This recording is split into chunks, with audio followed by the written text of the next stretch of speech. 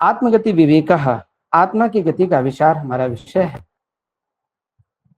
और जैसा कि अभी अभी हमारे पूर्ववर्ती आदरणीय दुबे जी ने आत्मा शरीर के विषय में जो बातें बताई, वहां से मैं आगे चल रहा हूँ। आत्मा के विषय में जैसे शरीर आत्मा, हंस आत्मा, वैश्वानर आत्मा, तेजस आत्मा, प्रज्ञात्मा, भूतात्मा का ही यह सब कुछ रूप है। इसके बाद यह पूर्ववर्ती विषय है जिसका एक समन्वय बैठाते हुए मैं आगे चलूंगा। अंतरात्मा और बाह्यात्मा के नाम से भी आचार्य श्री मधुसूदन ओझा जी ने आत्मा के विविध रूपों का यहाँ प्रकाश किया है। आप लिखते हैं कि तत्र मरणोत्तरम शरीर आत्मा पंचत्वम याति। स्पष्ट अर्थ है कि मृत्यु के पश्चात शरीर आत्मा पंचत्व यानी पांच अपनी धातुओं में विलीन हो जाता है। जैसा कि हमारा शरीर क्षितिजल पावक गगन समीरा पंच तत्व यह रचित शरीरा कहा गया है। अब यहाँ स्पष्ट रूप से यह जानना जरूरी है कि जन्म क्या है और मृत्यु क्या है। आचार्य वाचस्पति मिश्र ने जनन मनन करणा नाम इस सांख्य कारिका पर जन्म की जो परिभाषा दी है, वे लिखते हैं कि निकाय विशिष्टाभि अपूर्वाभि देहेन्द्रिय मनोहंकार बुद्धि वेदनाभि पुरुषस्याः अभिसंबंधः जन्म। यानी हमारी संपूर्ण पंच धातुओं से बने हुए इस शरीर के साथ आत्मा का जब संबंध होता है तो वह जन्म कहलाता है। और मृत्यु क्या है? देहादि नाम उपात्ता नाम परित्याग, और उन इंद्रियों का और शरीर का आत्मा से त्याग हो जाना ही मृत्यु कहलाता है। आचार्य श्री लिखते हैं कि तत्र मरणोत्तरम शरीरात्मा पंचत्वम याति, अर्थात पृथिव्यादयः पंचधातवः शरीरस्था विश्लथा सन्तः शरीरात् पृथक् भूय पृथिव्यादिषु यथा यथं संसृज्य शरीरस्वरूपाणि चरमास्थित्वादीनि त्यजन्ति। स्पष्ट अर्थ है कि मृत्यु के पश्चात ये जो पांचों धातु हैं वो विश्लत होकर यानी अपने आप से अलग होकर अपने अपने परम तत्व में विलीन हो जाते हैं। सैषा शरीर भूतानां पंचत्व गति भवति, और यही शरीरस्थ भूतों की पंचत्व गति मानी जाती है। अथ, अब इसके बाद आप स्पष्ट करते हैं कि कौन सा तत्व किस तत्व में विलीन होता है। अथ वागग्नौ यानी वाणी अग्नि में, प्राणो वायु प्राणवायु में, चक्षुरादित्य चक्षु आदित्य में, श्रोत्र दिक चंद्रे श्रोत्र दिक और चंद्र में विलीन हो जाते हैं। मनो ब्रह्मणस्पति चंद्रे, मन ब्रह्मणस्पति और चंद्र में विलीन हो जाता है। च यथा यथम संसृज्य आध्यात्मिक स्वरूपतस्यवन्ते, ये जो हमारे इंद्रिय विशेष हैं ये अपने आध्यात्मिक स्वरूप से पृथक हो जाते हैं, अलग हो जाते हैं। शैषा शरीरस्थ दैवता नाम पंचत्व गतिर्भवति, यही शरीरस्थ दैवतों की पंचत्व गति मानी जाती है। तथा च सूक्ष्म स्थूल वेदाद विभक्तस्य शरीरात्मनः पंचत्व गतिर्व्याख्याता, इस प्रकार से सूक्ष्म स्थूल वेद से विभक्त शरीरात्मा की पंचत्व गति की व्याख्या की गई है।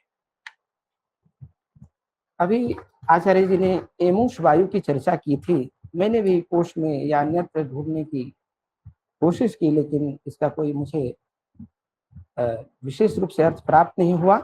ऋषियों की वाणी है, सब समझ में आ जाए ये भी आवश्यक नहीं होता। आगे आप लिखते हैं अथ हंसात्मनस्तु एमुष वायु योनि विशेष रूपेण नवीनम जन्म। हंस आत्मा का एमुष वायु रूप योनि विशेष में नया जन्म होता है। तस्य तत्र जीवनम लोके दृश्यते, हंस आत्मा का एमुष वायु में चिरकाल तक अवस्थान देखा जाता है। तस्य मृत्यु वायु विलयनम संभाव्यते, मृत्यु के पश्चात या मृत्यु में या मृत्यु स्वरूप वायु में उसका विलयन भी संभावित होता है। अथ तृतीयो भूतात्मा कर्मात्मा व्याख्याता, इस प्रकार से तृतीय जो भूतात्मा है कर्मात्मा है इसकी व्याख्या की गई है। आप इसमें स्पष्ट करते हैं कि जैसे हम लोग सुनते हैं कि कृतम कर्म न क्षीयते कोटि कल्पशतैरपि, जो कर्म मनुष्य करता है उसको भोगना ही पड़ता है।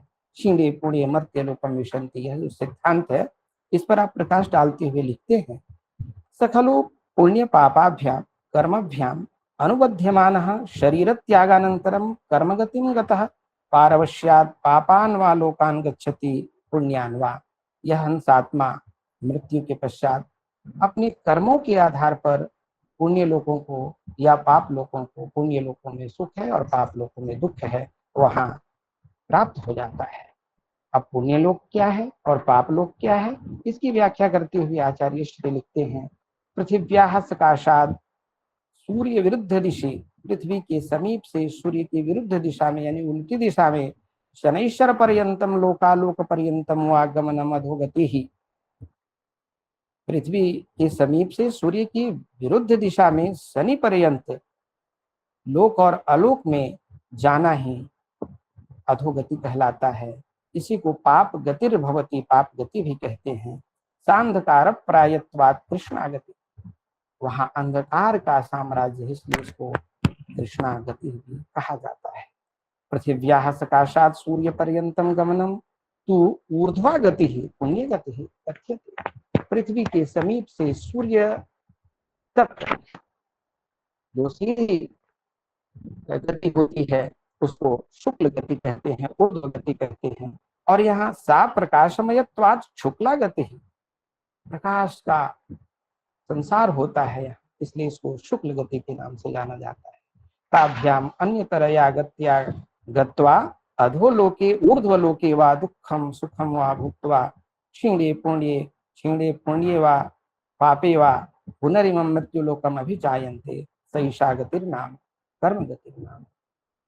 और यह हंसात्मा इन चाहे वो शुक्ल गति को प्राप्त होकर या कृष्ण गति को प्राप्त होकर अधोलोक या ऊर्ध्वलोक में जाने के बाद पाप या पुण्य के क्षीण हो जाने पर पुनः मृत्यु लोक में उपस्थित हो जाता है। यही कर्म गति के नाम से जाना जाता है। इसके बाद आप अध्यात्मम पंचाक्षर पुरुषोपसंहार, अध्यात्मम इस सामासिक पद से स्पष्ट है, आत्मनि यानी आत्मा में पंचाक्षर पुरुष का उपसंहार किस प्रकार होता है। आचार्य ने इन शब्दों में लिखा, इत्थं च ब्रह्मा विष्णु इंद्र सोम अग्निरित्येते पंचाक्षरः अध्यात्मं जीव शरीरे अनुवर्तमाना शांतात्मा विज्ञानात्मा प्रज्ञानात्मा भूतात्मा इत्येवं पंचभिरात्मभिः उपव्याख्याता भवन्ति। इस प्रकार से ब्रह्मा विष्णु रुद्र सोम अग्नि ये पंचाक्षर आत्मा में जीव के शरीर में अनुवर्तमान रहते हुए, उपस्थित रहते हुए शांत आत्मा, विज्ञानात्मा, प्रज्ञानात्मा और भूतात्मा के नाम से व्याख्यात होते हैं, जाने जाते हैं।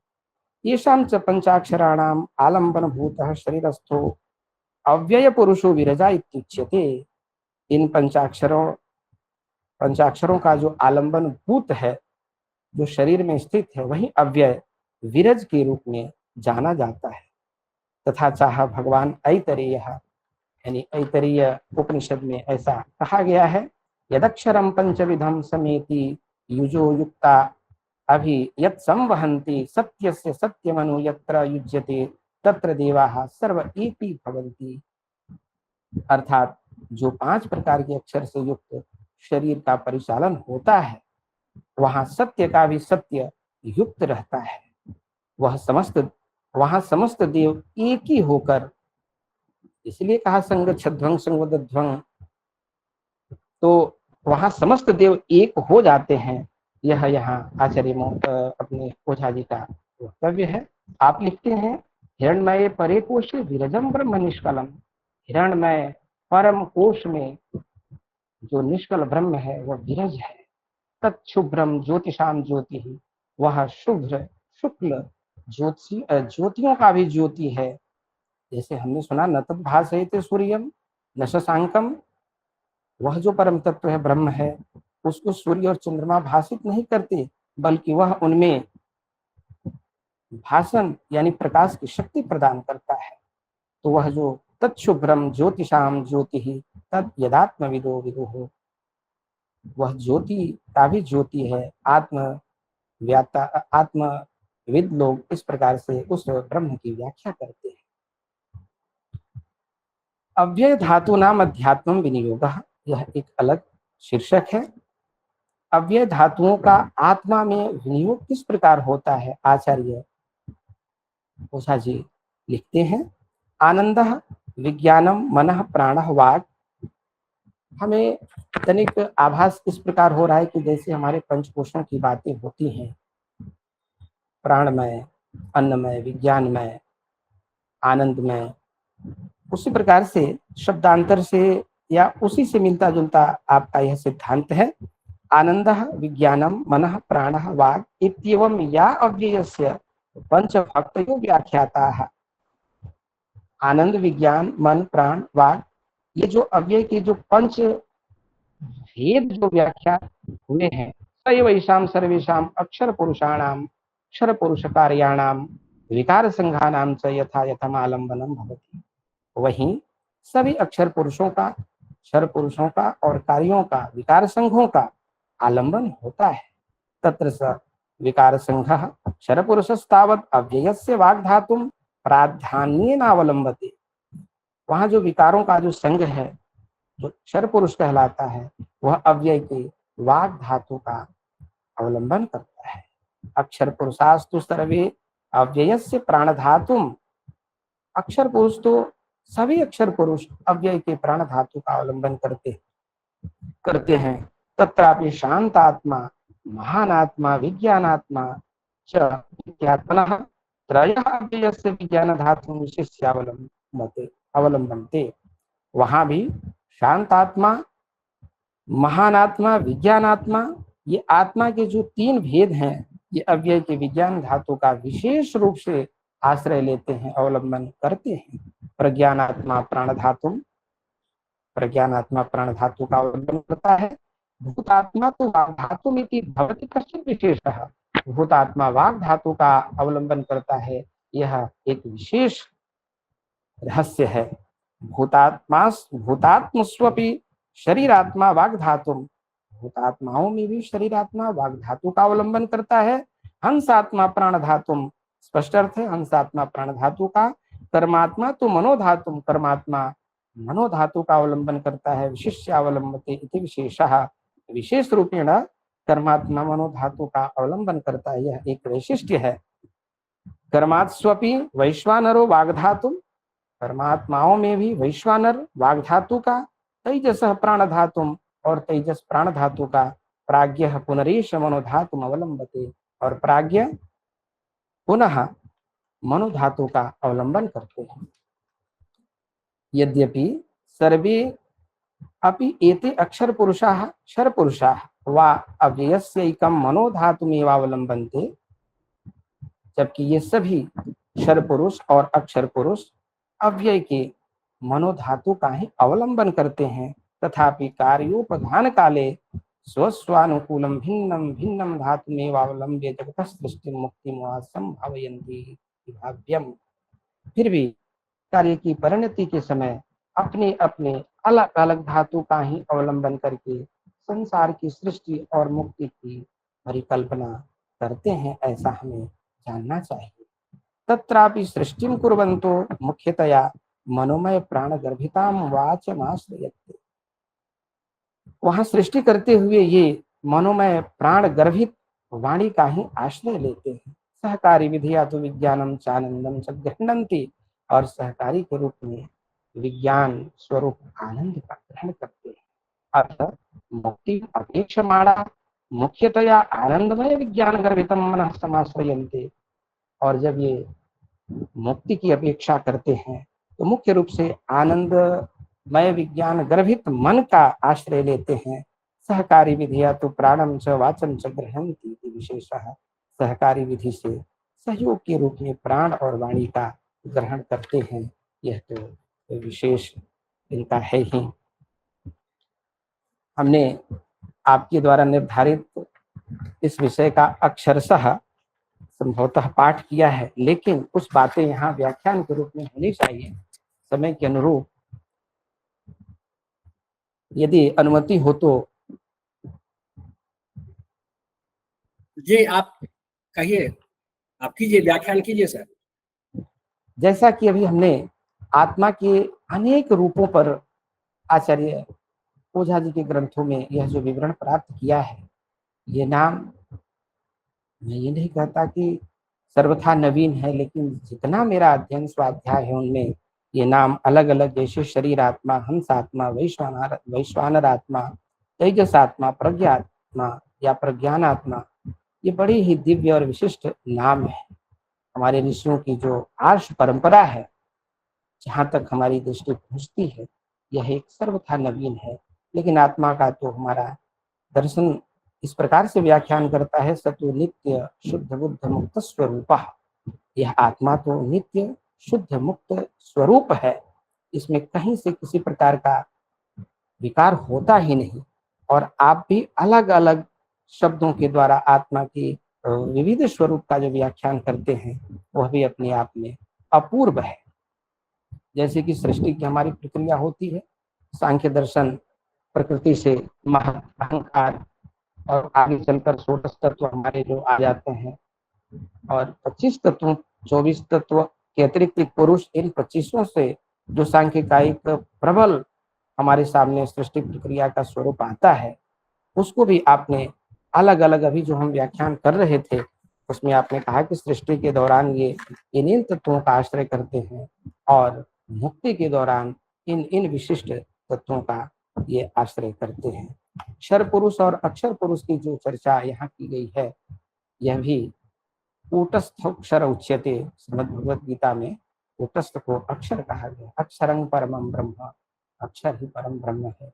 इस प्रकार हम समझते हैं कि यहाँ मृत्यु के पश्चात शरीर के तत्वों का अलग अलग अपने मूल तत्व में जो विलयन होता है, लेकिन आत्मा अपने परमात्मा तत्व में विलीन हो जाता है और वह अपने कर्मों के अनुसार पुनः, यदि उसका कर्म शुक्ल है यानी पुण्य प्रदान करने वाला है, तो पुण्य लोक को प्राप्त होता है। जैसा कि हमने पातंजलि योग सूत्र में भी देखा कि हमारा जो चित्त है वह दो तरफ बहने वाली नदी के समान है, बहती से कल्याणाय बहती से पापाय। तो कल्याण की ओर बहना ही शुक्ल गति को प्राप्त करना है, जैसा कि ओझा जी का मंतव्य है, और कृष्ण गति की ओर जाना यानी पाप की ओर जाना होता है। तो मृत्यु के पश्चात आत्मा का जो अवस्थान है, कब कहाँ किस रूप में रहता है, इस पर इस ग्रंथ में विस्तार से चर्चा की गई है। मैं समझता हूँ कि पंक्तिशः व्याख्यान के बाद कुछ बातें इसमें आई थी कि सूक्ष्म स्थूल भेदात विभक्त से शरीर आत्मना। शरीर की तो दो हमने देखा है कि सूक्ष्म शरीर, वेदांत तो 17 अवयवों का सूक्ष्म शरीर स्वीकार करता है और सांख्य 18 तत्वों का करता है, जिनमें पंच ज्ञानेन्द्रिय, बुद्धि, मन, पंच कर्म इंद्रिय, प्राण, ये मिलके 17 होते हैं। लेकिन एक अहंकार को जोड़ लेने के बाद यह अष्टादश तत्वों के रूप में विख्यात हो जाते हैं। स्थूल शरीर को जो सांख्य दर्शन स्पष्ट करता है, 60 कौशिक बताता है, 3 तत्व हमारे मातृज होते हैं और 3 पितृज होते हैं। मातृज में रोम, रुधिर और मांस, पितृज में स्नायु, अस्थि और मज्जा होते हैं। यह जो सूक्ष्म स्थूल भेदात विभक्त से शरीर आत्मा पंचतत्व व्याख्याता, इस पर हमने कुछ अलग से अपना स्पष्ट किया।